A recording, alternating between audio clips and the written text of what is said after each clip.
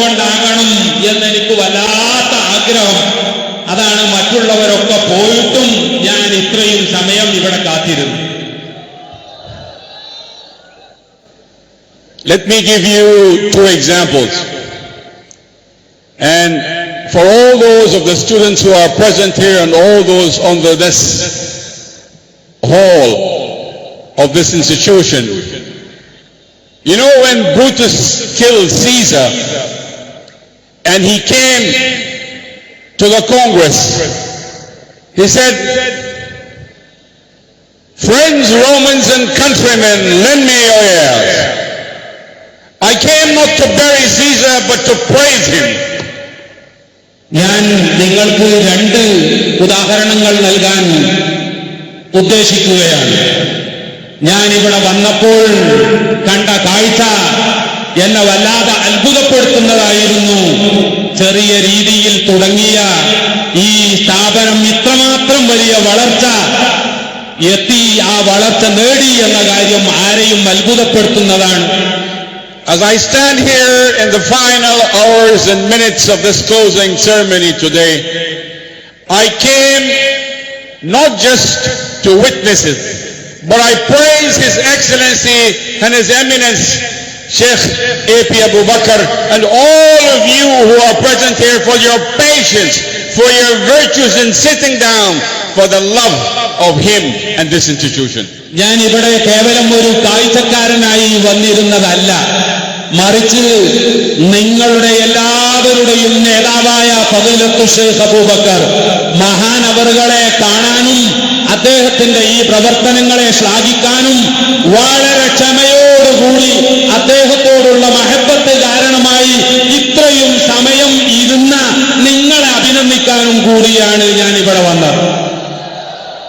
The late Martin Luther King of the United States, he once said, Martin Luther King. And he said in his speech, "I have a dream." And he kept on repeating, "I have a dream." His Eminence Sheikh Abu Bakr 37 years ago had a dream when he started this institution with just few orphans. ഞാൻ നിങ്ങളോട് ഇവിടെ പറയാൻ പോകുന്ന ഉദാഹരണം നിങ്ങൾക്കറിയാം. അമേരിക്കയിൽ കറുത്ത വർഗക്കാർക്ക് വേണ്ടി പോരാടി വിജയം വരിച്ച മാർട്ടിൻ ലൂത്തർ കിങ്ങിന്റെ ഉദാഹരണമാണ്. ആ മാർട്ടിൻ ലൂത്തർ കിങ് വർഷങ്ങൾക്ക് മുമ്പ്, പതിറ്റാണ്ടുകൾക്ക് മുമ്പ് അമേരിക്കൻ ജനതയുടെ മുന്നിൽ പറഞ്ഞു, "ഐ ഹാവ് എ ഡ്രീം." എനിക്കൊരു വലിയ സ്വപ്നമുണ്ട്. അതേ 37 വർഷങ്ങൾക്ക് മുമ്പ് ഷെയ്ഖ് അബൂബക്കർ ഇന്ത്യൻ ജനതയോട് പറഞ്ഞു, "ഐ ഹാവ് എ ഡ്രീം." എനിക്കൊരു വലിയ സ്വപ്നമുണ്ട്. അതിവിടെ പുലരുന്നതാണ് നമ്മൾ കാണുന്നത്. Today we have seen only a part of his dream, 37 years later. And we hope that this institution will grow greater and greater. ഞാനിപ്പോൾ പറയാൻ ആഗ്രഹിക്കുന്ന മറ്റൊരു കാര്യം, ആ 37 കൊല്ലം മുമ്പത്തെ സ്വപ്നം മുഴുവൻ പുലർന്നു എന്നല്ല, അതിന്റെ ഒരു ചെറിയ ഭാഗം മാത്രമാണ് ഇപ്പോൾ പുലർന്നിരിക്കുന്നത്. ആ സ്വപ്നം ഇനിയും ഒരുപാട് വളരാൻ, വികസിക്കാനുണ്ട്. അതിന് നമുക്കൊക്കെ സാക്ഷിയാവണം. And finally, let me give you the quote of the late Edward Kennedy, the President of the United States who was assassinated. And when he said, "Ask not what your country can do for you, but ask what you can do for your country."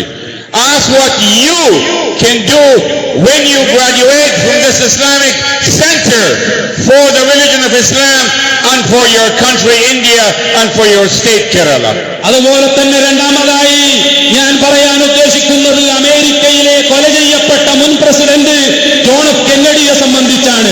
John F Kennedy തന്റെ ജനതയെ നോക്കിക്കൊണ്ട് പറഞ്ഞു, "നിങ്ങളാണ് എന്റെ മുഴുവൻ സ്വപ്നങ്ങളും സാക്ഷാത്കരിക്കാനുള്ള മാധ്യമമെന്നാണ്." അതെ, എനിക്ക് പറയാനുള്ളത്, ഇന്ത്യയിൽ ഒരു സമൂലമായ മാറ്റത്തിന് നിങ്ങൾ തീർച്ചയായും മുന്നോട്ട് വരേണ്ടതുണ്ട്.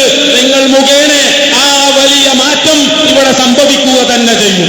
I hope you will all become honorable students and men of the dream of His Eminence Sheikh A.P. Abu Bakr and of this institution, so that when you leave the shores of Kerala, you will stand out for his principles, for his teachings in representing your religion, Islam first, and then your country.